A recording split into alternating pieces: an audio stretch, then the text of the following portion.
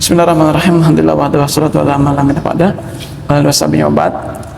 Kita masih di Kitabul Janaiz dari hadis An Ummi Atiyah Al-Ansari qalat dakhala alaina Rasulullah sallallahu alaihi wasallam hina tuwfiyat ibnatuhu faqala iksilnaha thalathan, terus atau khamsan atau akthar min dhalik. Dari Ummu Atiyah Al-Ansariyah, dia berkata Rasulullah SAW masuk menemui kami ketika putri beliau wafat. Lalu beliau bersabda, mandikanlah ia 3 kali, 5 kali, atau lebih dari itu. Jika kalian memandangnya perlu, maka tambah dengan air itu dengan daun bidara, dan jadikanlah siraman terakhirnya wajanna fil akhirah kafura, ya, dengan kapur barus atau sedikit kapur barus. Jika kalian telah selesai, maka beritahukanlah kepada aku. Maka dia mengatakan, ketika kami selesai, kami beritahukan kepada beliau Rasulullah SAW. Lalu beliau memberi fa'atana, memberi kami kain sarung, ya. Dan dia berkata, pakaikanlah ini langsung pada kulitnya sebagai lapisan pertama. Ya, yang dimaksud beliau adalah kain sarung. Ya, di sini dalam riwayat Muslim juga dijelaskan bahwa mulailah dengan bagian kanan anggota wuduknya. Ini apa? Mandikan. Dan kami juga menjadikan rambut kepalanya dikepang menjadi dicacing itu. Jadi 3. Ini ada beberapa faedah. Memandikan mayat itu disyariatkan bagi wanita sebagaimana disyariatkan bagi laki-laki. Artinya apa? Hukum berlaku pada wanita sama juga bagi laki-laki selama tidak ada kekhususan. Ya. Di sini juga terdapat faedah bahwa bolehnya seorang laki-laki menemui putrinya yang sedang dimandikan dan tidak ada dosa baginya dalam hal ini selama tubuh putri itu aman dari penglihatan, ya, terjaga auratnya. Ya, di sini jumhur ulama berdasarkan dengan hadis ini wajibnya memandikan mayat, karena termasuk di sini fardu kifayah, karena perintah Rasulullah SAW isilnaha, ya, mandikanlah, ya. Ini merupakan perintah, al-amr yufidu al-wujub.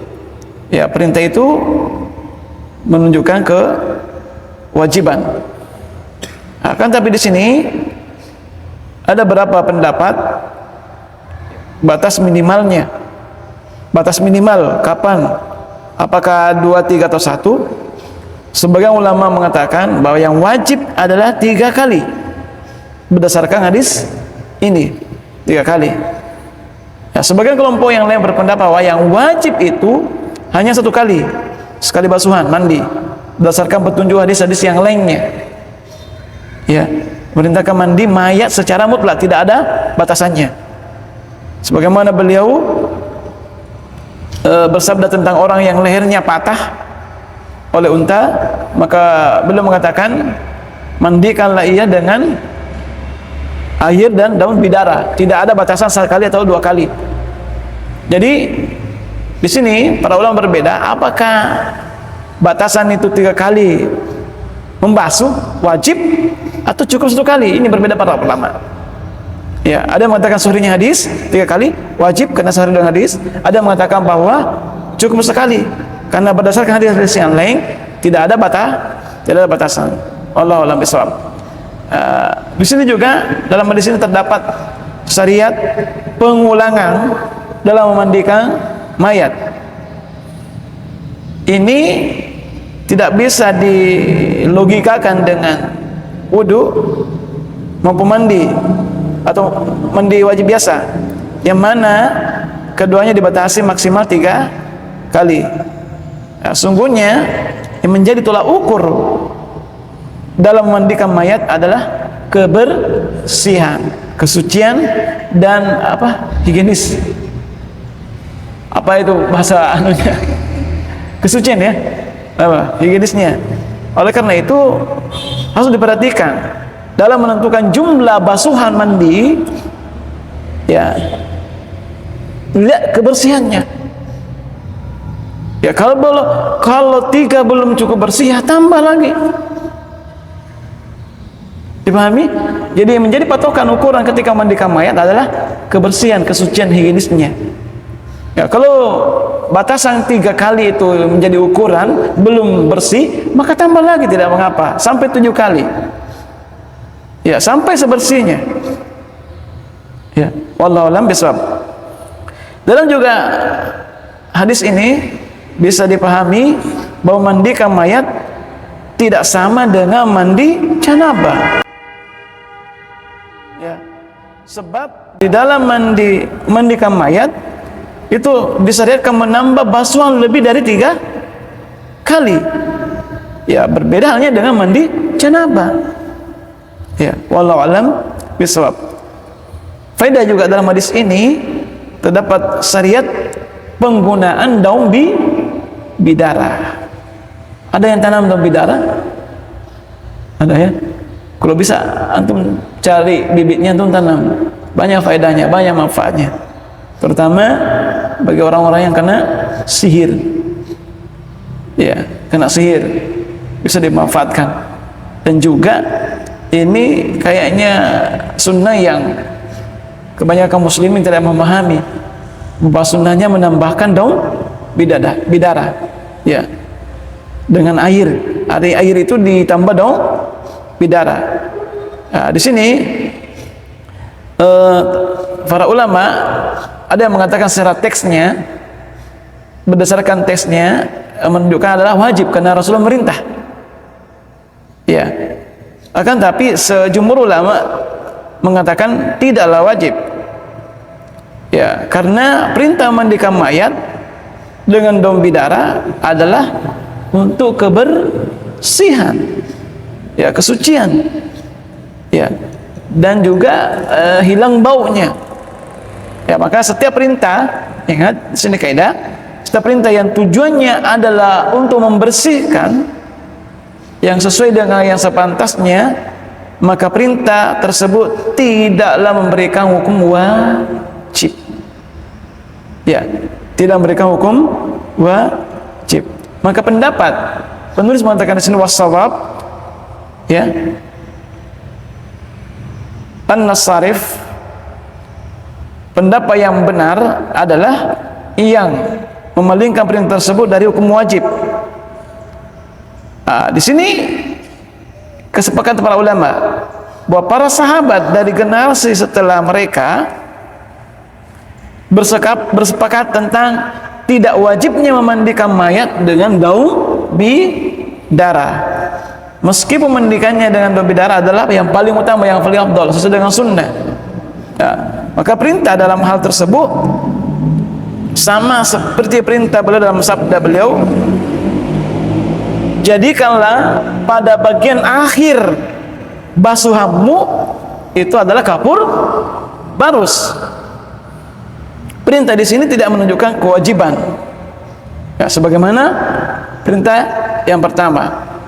Makanya di dalamnya juga terdapat syariat memandikan wanita dengan memberikan wewangian padanya.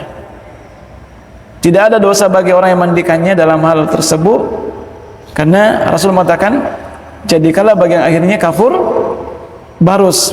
Kapur barus ini dalam hal ini sejenis apa?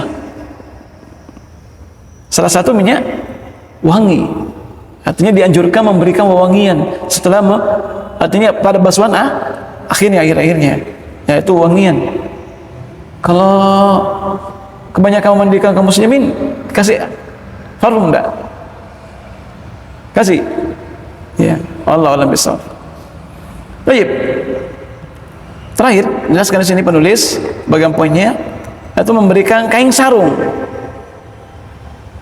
Ya, artinya pakaian yang bersentuhan langsung dengan tubuh manusia di bagian bawah punggung sampai batas bagian atas.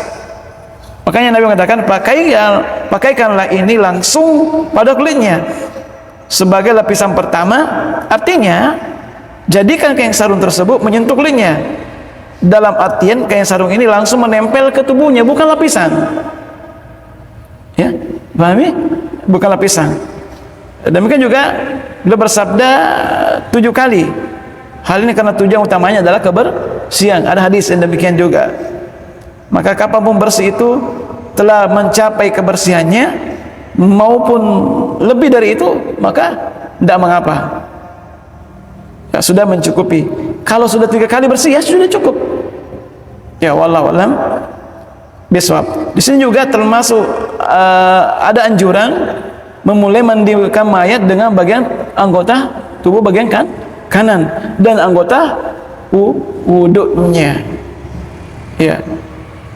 Demikian juga dalam hadis di sini dianjurkan menjadikan rambut menjadi 3 kepang. Apa itu maksudnya? Cacing ya? Dicacing ya? Dikat ya? Dikat.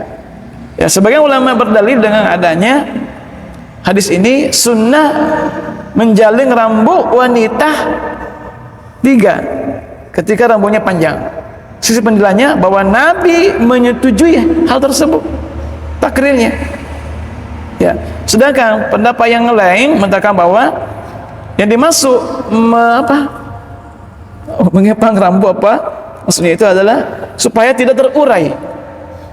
Maka apabila rambut tersebut diikat menjadi 1 jalinan saja, hal tersebut sudah mencukupi dan tidak bisa dikatakan bahwa menjalinnya itu adalah sunnah, karena ini masuk uruf, masuk uruf, ya, dan tidak dikatakan juga sebagai takarrub. Dipahami? Ya, takarrub adalah ini kayaknya pendapat yang paling tepat, yaitu mengepang rambut itu ya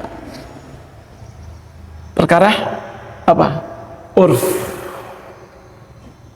Sekarang cukup ini untuk memandikan mayat. Sudah pernah memandikan mayat?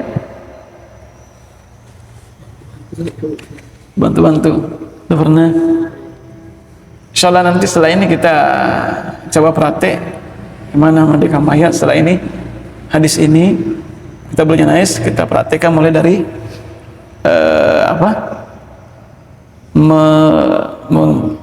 memandikan, mengkafani, mensolatkan, menguburkan. Ya, bagaimana tahap air seseorang ketika meninggal juga, bagaimana kasusnya. Ini soal nanti kita selesai kitabul janaiz. Ya, wallahu alam. Bisa sekarang cukup ya. Biar suatu. Subhanallah wa bihamdika.